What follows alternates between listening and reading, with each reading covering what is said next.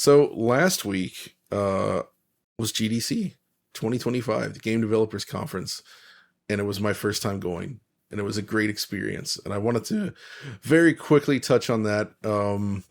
That's one of the reasons I was not here last week again. And the week before that, I was working on the Half-Life 2 RTX video, which actually ties into something at GDC, which is cool. But yeah, it was my first time out there and had a wonderful time. Shout out to everyone that I got a chance to speak with. There's a lot of great people there. One of the cool things we did though is I was on a panel there, which had a good turnout. We had a lot of friendly conversations afterward. Got to go up on stage with so Audie was there. We had Demetrius slash MVG, also with Limited Run. We had Mike Chi, creator of the Retro Tink, and we had Mike Micah from Digital Eclipse. And we got into sort of like capture related, essentially a topic on game capture and pixel scaling and best methods for presenting this stuff to an audience, whether through video, in game collections, etc.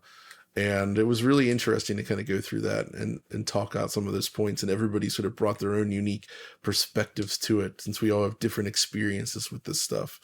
But it was really nice. It was also my first chance to meet Mike Chi in person. So obviously I've spoken with him many times over the years for his work on the Retro Tink. And I was happy to see that when we introduced him on the panel, he actually got a nice round of applause from everybody in the room. Oh, that's cool. So I think for basically one of his first public outings ever, he was very warmly welcomed, and I was really happy to see it. So, which is well deserved, by the way. The Tink series is amazing. I also had a chance to check out, I think you saw some of this stuff back at earlier this year at the Consumer Electronics Show, actually. Right. The NVIDIA stuff, like the Mega Geometry, some of the new development tools. The Mega Geometry thing was extremely cool, I must say. The level of detail that this provides into the BVH structure, allowing this like beautiful, super detailed reflection shadows, etc. as a result of that, and the fact that it's faster. Very, very cool. But they were also showing Half-Life 2 RTX there, which for me, no big deal. We've played it, right, Alex? Right. But the lead guys from that project were there, and I had an opportunity to just chat with them about it for like an hour, and it was awesome. And yeah, it is essentially a small team of like modders that love Half-Life 2. Yeah. And they're just putting in all their effort to create something that they think is really cool. But it's not like a professionally developed normal game release, right? I mean, these guys are obviously professionals, but it's not being developed in that way. And they're putting in the time that they can, but their intent, and it seems like they're closer to it than I imagine, is to actually finish all of Half-Life 2. So this is not just like, they're not just going to stop with Ravenholm and Nova Prospect. They really want to see this through to the end. And I for one, will be cheering them on. There's been we also looked at some of the cool mod stuff and people messing around with it and remix, where like, for instance, did you see Ravenholm with the daytime sky? Oh, I did. Yeah. It looks so freaking good, right? Yeah. Like it's like, it almost looks photorealistic at times, where you're just like, it's whoa, crazy. this is nuts. Which got me extra excited for the daytime maps in that game. Oh yeah, they'll be great looking. I also, they also confirmed things like in Nova Prospect, there's a little bit of water in one of the areas, and I was like, oh, the water doesn't look that great. But they also confirmed, like, yeah, they're actually still figuring out water. They have not fully solved it.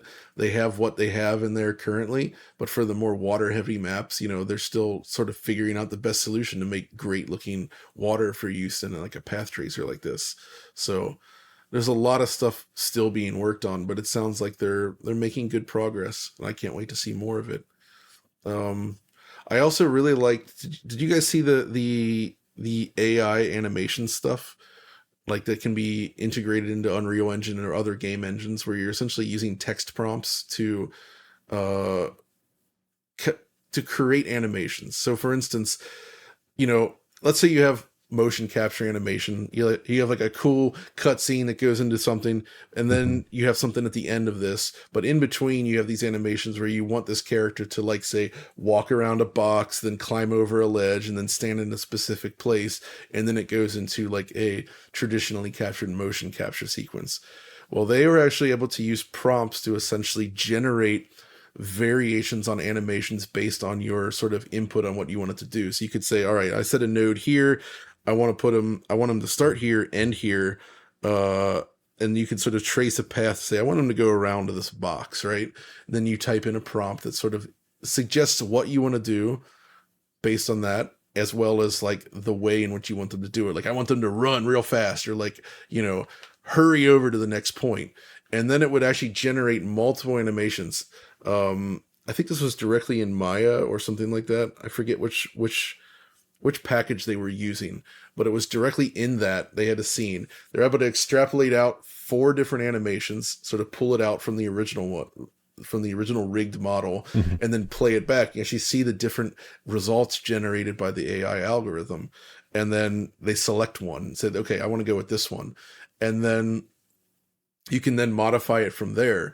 And it's able to essentially generate frames of animation for, connecting animations, for transitional animations, for like basically getting from point A to point B, or filling in gaps between motion capture animations, or just generate full animations as you like. But it's essentially like a tool to smooth out what I would say is the boring part of animating these models. And you know what I mean? It's like animators would, I'm just speaking based on, from my own perspective. I would actually like to hear more insight from other people doing this stuff, but it seems like it's like the animations that are perhaps less interesting to generate can be created using methods like this, right? If you want to smoothly transition between one thing to another, you want to combine your traditional motion capture or any other techniques together, but then have these smooth animations in between that can be sort of like generated that you can then tweak yourself manually.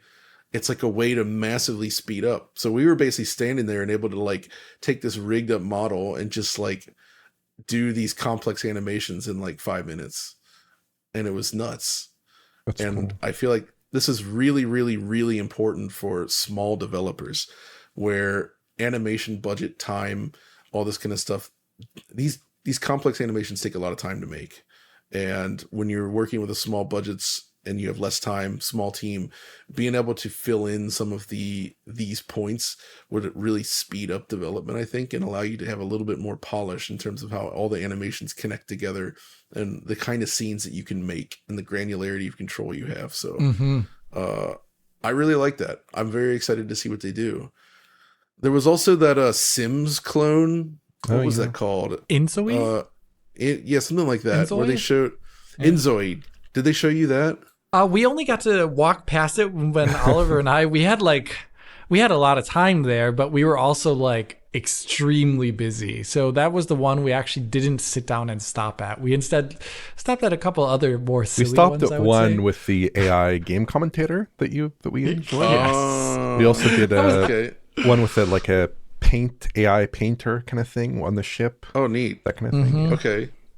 So the Inzoi thing, though, was actually showing off a small language model where it's designed to add a little bit of extra interactivity to the proceedings. It is a Sims-like game, so you could essentially enter into a prompt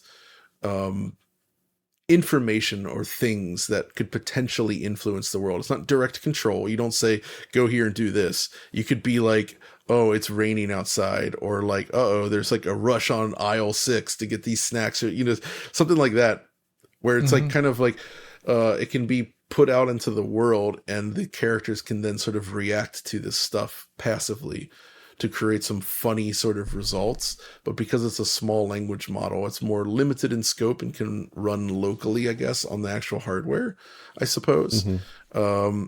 So it's kind of, to me, it feels like an evolution of old school cursor prompt titles, right? Like Sierra adventure games where you can type stuff into this prompt and get results, but it was very limited based on what the designers had included in there. Where this is more like a little bit more open ended in terms of what you can do to sort of play around with your quote unquote Sims or Inzois or whatever they are. So not necessarily my kind of game, but it was funny to see the reactions that you could get from them, especially because it is not this direct control.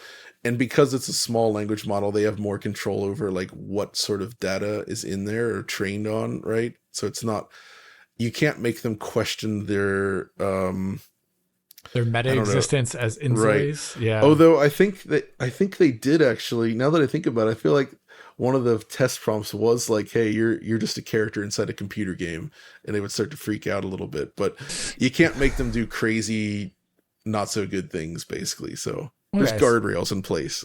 Right. Which is fun. So stuff like that was cool to see. I also saw some of those new laptops, which, not to get too much into laptops, but it's a 5090 equipped mobile, 5090, right? It's the mobile part, but they had it next to the previous generation high-end Razer notebook side by side. And right away you could see, like, one, it was performing better, but two, the temperatures were so much lower. Like the previous generation Razer, when you put your hand on the palm rest, it literally feels like you're going to burn your hand. Like, it's so hot.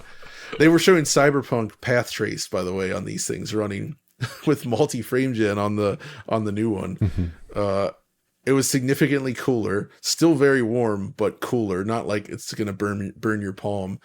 And it's just, I don't know, man. Just seeing Cyberpunk Path Trace running on a freaking laptop like that, I don't know. It just like blows your mind a little bit. You're like, mm-hmm. How is this even possible at this point? But there it is. It's cool. It's cool. Beyond the NVIDIA stuff, though, I mean, a lot of the stuff I saw and talked about, I can't really talk about here necessarily. Just to say I appreciate everyone that came by to say hello, and met a lot of great people. And I think there's a lot of cool opportunities at GDC for a place like DF. I also got a lot of DF love, a lot of shout outs to you guys, to Rich. That's cool. So extending it back to you. I'm very happy that there does seem to be a lot of love in the development community for DF still today. So that's great. It was a good experience all around. And it was my first time out there. And I got to not get run over by a Waymo, but it felt like it might happen. Those driverless cars, yeah, they are freaking everywhere. Like, dude, when it hits like 9 p.m., you'll see like 10 of them in a row just driving around like the city, and you're like, oh, this is dystopian as heck, dude. Yeah, that doesn't sound nice. But, whatever. But there we are. That was GDC. I was happy to be there.